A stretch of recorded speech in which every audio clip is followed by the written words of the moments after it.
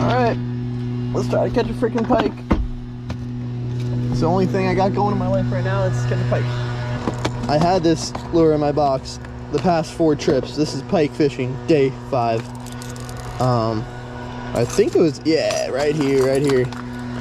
The spoon. So, yesterday, when I was out there getting skunked, Kyle went out and caught a 10-pounder. Here's a picture. He caught the fish on a spoon. He was fishing right off the side of the road. That's where I am.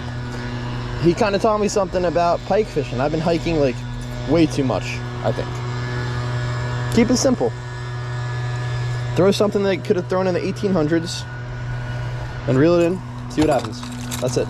The fish are just here to teach you something. And what that is really based on your interpretation. Every trip has something different to take away, something new to teach you. And it's really so based on kind of where you're at in your life and how you're seeing things through your perspective.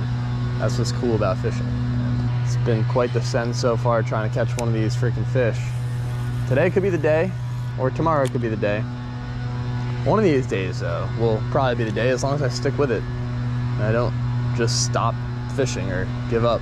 It's really how most things in life work. The best fishing spots are always really far hikes or right out in the open. Those in-between spots that are kind of like all pretty known and relatively accessible, but it requires a little bit of effort. Everyone thinks of those spots first, and those ones are the ones that suck.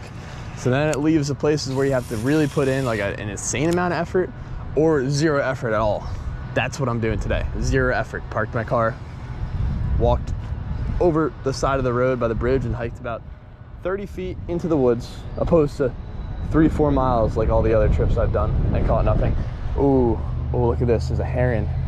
He's actually gonna show himself to us. Hey, buddy.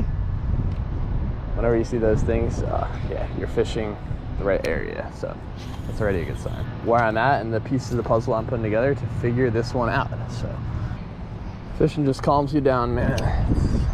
I never know before I get out here. Like it's funny because every single trip, starting it off, I'm like, well, I sometimes have the thoughts like, oh, why am I getting out here? And then the second I take my first cast, I know exactly.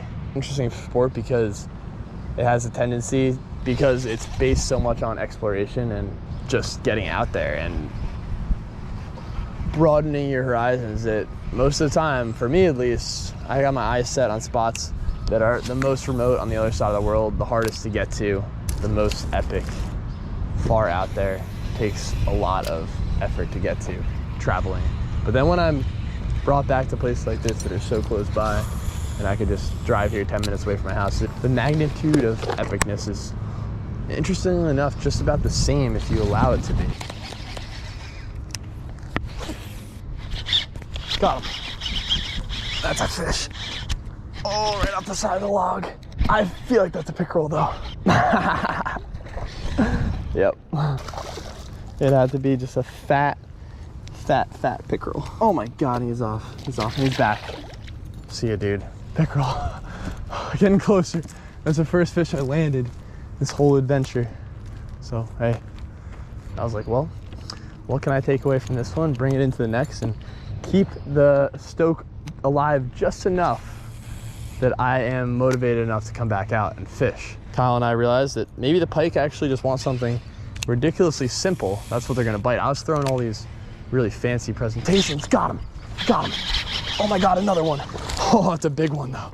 And this is the reward I only could have possibly found through no combination of trips other than exactly what happened would have been this freaking inspirational and got me this stoked, because, yo, and it was that journey that I guess makes life what it is.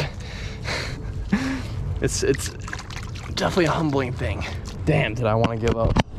Well, not really. I actually almost wanted to do the opposite. I just wanted to come out here every single second of every single day.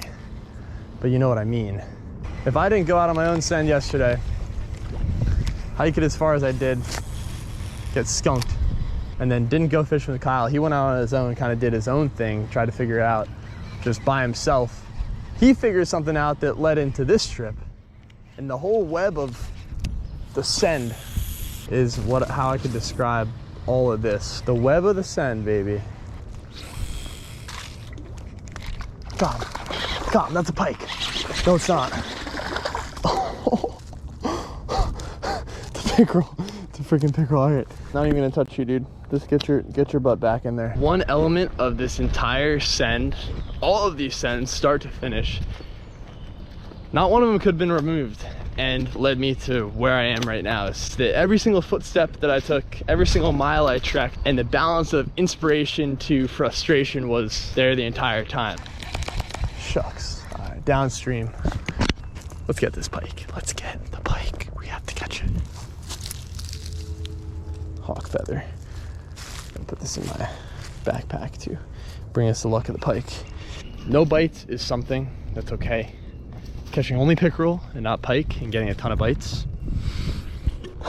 that'll get me going.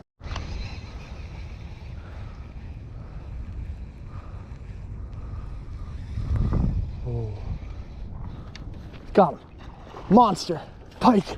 It's a freaking pike. Get up here, buddy. Yeah. Yeah. Oh my God. So I've come out here tirelessly. I just landed a gator. Oh my God. I'm absolutely lost for words. Look at this thing.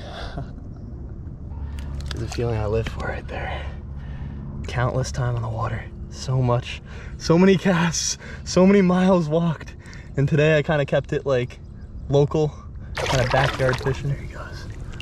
Everything that's gone into these adventures, it's probably been portrayed to some extent through this video. It's probably gonna be like a 40-minute episode. Nothing to show for it for the first 4 trips, not even a single fish. Today I finally started catching a couple pickerel. That fish kind of came out of nowhere too.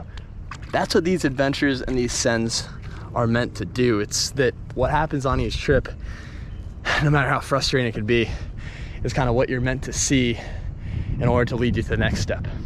It's literally been so much. It's been just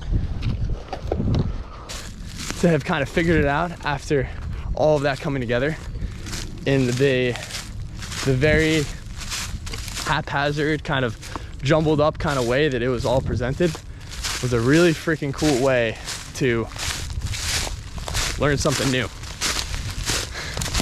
and learn that the #1 thing that you can always do is keep with something with the best attitude possible, and something will always come out from it. And actually all of the past trips have been so much fun. They've been such good exercise. I've been in such beautiful places, yet the whole reason that drew me out there wasn't fulfilled. And at times in fishing, that could be a really frustrating feeling.